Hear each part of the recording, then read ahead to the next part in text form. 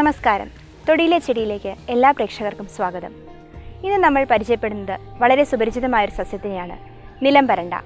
പേര് സൂചിപ്പിക്കുന്നത് പോലെ തന്നെ വീട്ടുമുറ്റത്ത് നിലത്ത് പറ്റിപ്പിടിച്ച് വളർന്നു വരുന്ന ഒരു സസ്യമാണിത്. സംസ്കൃതത്തിൽ ഇതിനെ ത്രിപാതി എന്നാണ് വിശേഷിപ്പിക്കുന്നത്. ഫെബേസിയ കുടുംബത്തിൽപ്പെടുന്ന ഇതിൻ്റെ ശാസ്ത്രീയ നാമം ഡെസ്മോഡിയം ട്രൈഫ്ലോറം എന്നാണ്. ത്രിപാതി എന്നതിൻ്റെയും ട്രൈഫ്ലോറം എന്നതിൻ്റെയും അർത്ഥം 3 എന്നാണ്. 3 ഇലകളുടെ സംയുക്തമായാണ് ഇതിൻ്റെ ഇലകൾ കാണപ്പെടുന്നത് എന്നതാണ് ഇതിൻ്റെ സവിശേഷത. ഇന്ത്യ മുഴുവനും ധാരാളമായി കണ്ടുവരുന്ന ഒരു അടിക്കാട് സസ്യമാണിത്. വളരെ മൃദുവായിട്ടുള്ള ഇതിൻ്റെ തണ്ടിൽ നിന്നും ധാരാളം വേരുകൾ താഴോട്ട് പടർന്നു പിടിക്കുന്നു.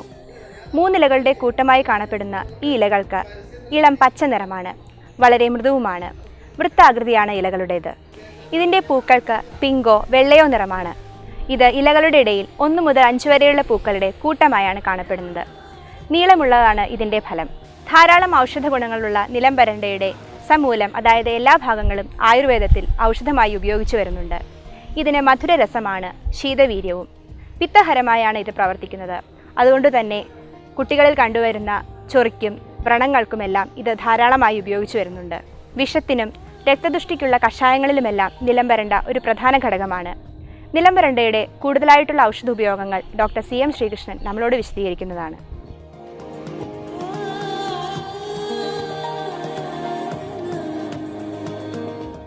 ഈ നിലംപരണ്ട ഈ ത്രിപാതി എന്ന് പറയും. 3 പാദം ഉള്ളതർത്ഥം. അത് ഈ 3 പാദം പോലത്തുള്ള അതിൻ്റെ ആകൃതിയിൽ പറയുന്നതാണ്. ഈ നിലംപരണ്ട ഏറ്റവും പ്രധാനം ഈ വയറിനാണ്, ഉദരരോഗമൊക്കെ എന്താ പറയാം. നിലംപരണ്ട തക്രം അല്ലെങ്കിൽ ത്രിപാതി തക്രം എന്ന് പറയും.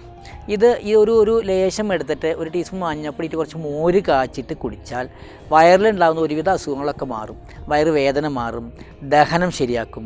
അതുപോലെ ഈ കുട്ടികൾക്ക് അടക്കം വയറ്റിലുണ്ടാകുന്ന വേദന, കൃമി, ഇതിനൊക്കെ വളരെ നല്ലതാണ്. പിന്നെ ഇതിന് വിഷശമനം എന്ന് പറഞ്ഞുകൊണ്ട് ഈ വിഷത്തിൽ ഇതിൻ്റെ ഇല എന്തെങ്കിലും കടിച്ച് കഴിഞ്ഞാൽ ഇതിൻ്റെ ഇല എടുത്ത് അരച്ച് പരട്ടി കഴിഞ്ഞാൽ ആ വേദന പെട്ടെന്ന് നിൽക്കും. 8 വിഷത്തിന് ഇത് അകത്തേക്കും കൊടുക്കും. ഇതിൻ്റെ ഇല ഇടിച്ച് കഴിഞ്ഞാൽ നീര് തേൻ ചേർത്ത് പറ്റിക്കഴിഞ്ഞാൽ അത് പെട്ടെന്ന് കുറയും.